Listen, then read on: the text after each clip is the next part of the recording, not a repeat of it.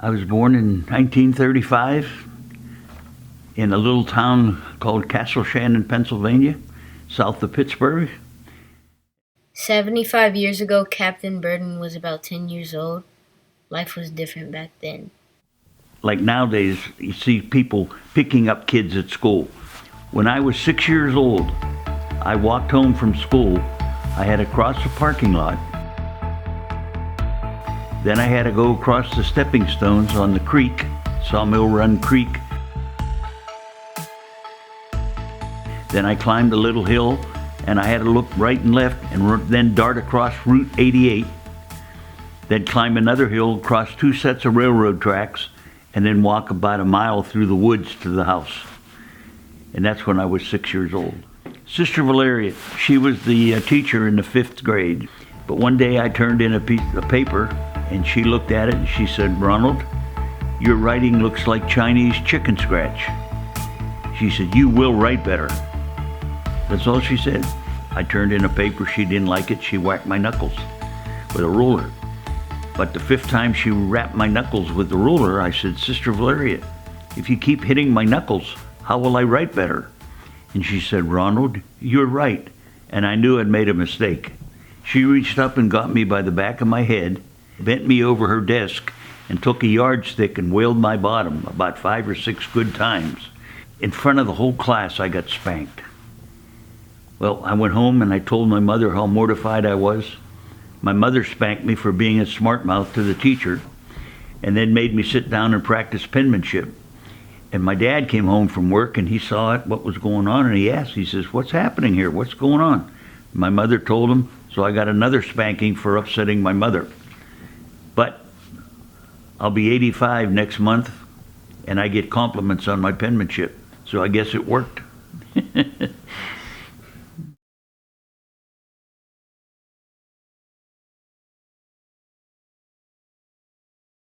I'd made that decision when I was 10 years old.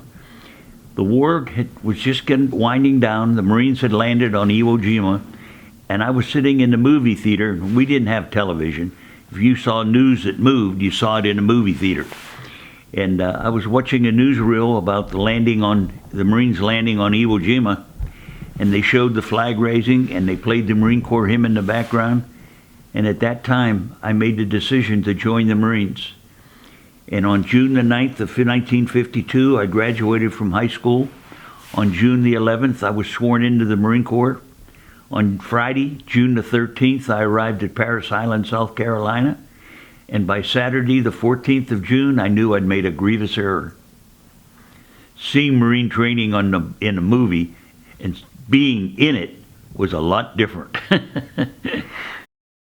Captain Burton joined Marine Squadron VMA 211, then boarded an aircraft carrier and saw the world. The highlight of that was we visited Hong Kong. What a fantastic place that was. And I grew up reading a comic strip called Terry and the Pirates, and it was all about the Chinese coast. He got to work in the infantry after becoming a machine gun team leader and going to Camp Lejeune, North Carolina. And while I was there, I was selected to go to the Marine Barracks in Washington, D.C., where I was on the silent drill team. I guarded President Eisenhower, and one day when he was watching the America's Cup races in Newport, Rhode Island, I was his orderly. And that was quite a thrill. And when the President of the United States knows your name, he looked at me and said, "Sergeant Burton, would you mind getting me a Coke?" I said, "No, sir." He said, "Get yourself one too." And I stopped and I said, "Sir, I'm on duty." And he looked at me and he says, "It's okay, Sergeant. I'm the Commander-in-Chief." When I was a young 17, 18, 19-year-old kid, just joined the Marine Corps, I sketched pictures. And I had never taken an art class. It's just something that came natural. If I could see it, I could sketch it. Maybe it didn't look exactly like what I was looking at, but you could tell what it was.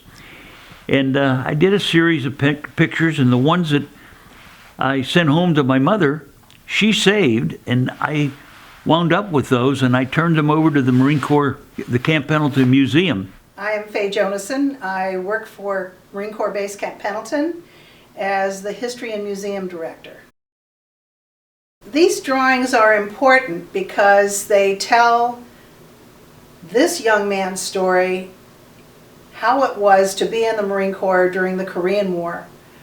But it's a tale that really tells us about a lot of Marines.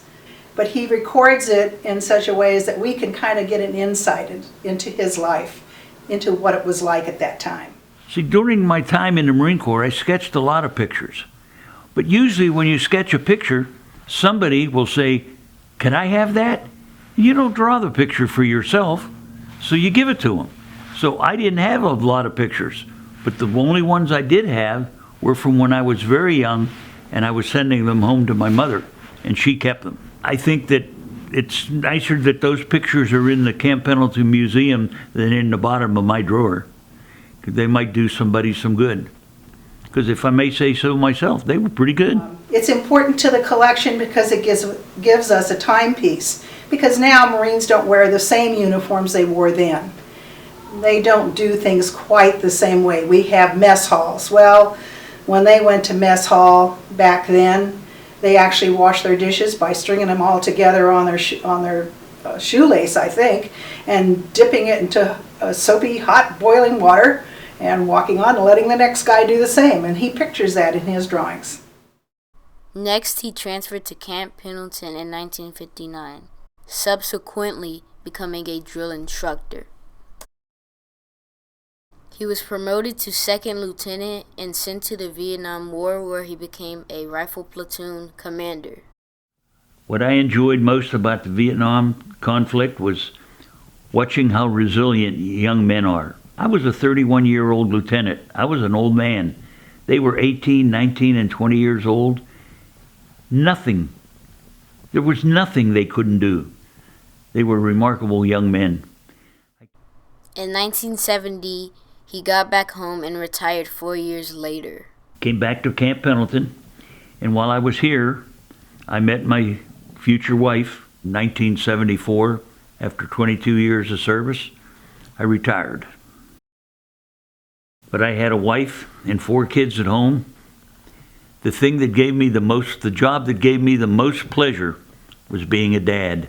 Then all of a sudden, all the kids graduated from college. They were off, and then it was just my wife and I, and she was much better than I deserved, let's put it that way. Now, she was a really good woman, smart. She graduated from Wagner College on Long Island. She became a nurse, and she went into the Navy and did 2 years in the Navy as a Navy nurse here at Camp Pendleton. She was very smart, very hardworking, a gentle person, and she had one favorite saying. If somebody asked you if you were done or finished, and you say, "Yeah, I'm done," she'd say, "No, the meat is done. You are finished." And that was her pet saying. And she must have said that to me 1,000 times. But I say I'm finished now. No, my life just kind of slowed down. And then 11 years ago, she passed away. The family has done well. And when I visit my wife, which for the last 11 years, I've gone up there every Thursday to Eternal Hills to put fresh flowers on her grave. And I always tell her what the kids are doing. And I told her, I says, between the two of us, we must have done a pretty good job because all the kids have turned out good. And as Ron Burton looks back on his life, he acknowledges how the Marine Corps guided him. And I think military service, especially the Marine Corps, naturally I know the most about the Marines. I think it's a great start for a young man. He doesn't have to do 20 years, but 3 or 4 years, you learn to work together as a team. You learn how to be respectful, and you learn how to take care of yourself. And I think it's a good way for a young man to start his life.